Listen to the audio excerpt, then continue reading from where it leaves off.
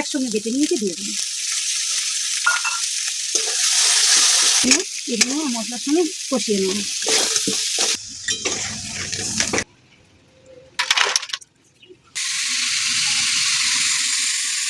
নমস্কার, সুজাতা হেসেল রেসিপিতে আপনাদের সকলকে স্বাগত জানাই। আজকে দারুণ একটি রেসিপি নিয়ে এসেছি সমুদ্রে কাঁকড়া। এই কাঁকড়ার মালাইকারি করব। আপনারা পুরো ভিডিওটা দেখতে থাকুন। এর আগে আমি কোনোদিন বানাইনি, আজকে আমি প্রথম বানাবো, দেখি কেমন হয়। আর যদি রেসিপিটা আপনাদের ভালো লাগে লাইক কমেন্ট শেয়ার করবেন। আর যে সকল বন্ধুরা আমার চ্যানেলে এখনও নতুন, আমার চ্যানেলটিকে সাবস্ক্রাইব করে আমার পাশে থাকবেন।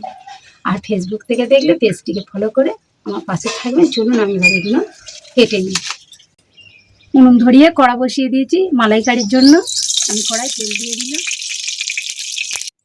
তেলের ওপর আমি দিয়ে দেবো 1 চামচ কাশ্মীরি লঙ্কার গুঁড়ো, একটু নেড়ে চেড়ে দিয়ে দেবো পেঁয়াজ বাটা, দিয়ে দেবো 1 চামচ আদা রসুন বাটা, ঝালের জন্য দিয়ে দেবো 1 চামচ কাঁচা লঙ্কা বাটা।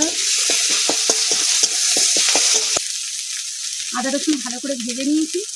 এবার দিয়ে দেবো সর্ষে পোস্ত কাজু বাদাম একসঙ্গে বেটে নিয়েছি, দিয়ে দেবো।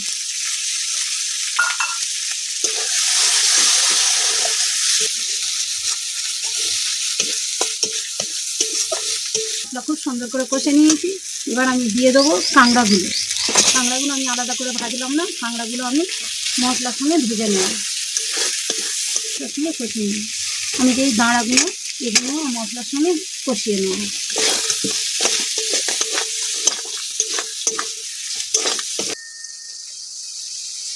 দিয়ে দেবো লবণ,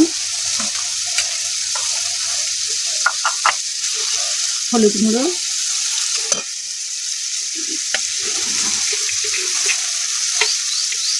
মালাইকারি তাই একটু মিষ্টি মিষ্টি, একটু অল্প একটু চিনি দিয়ে দেবো।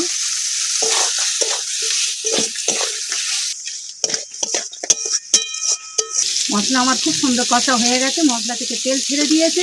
আমি এবার দিয়ে দেবো দুধ, চাল করা দুধ।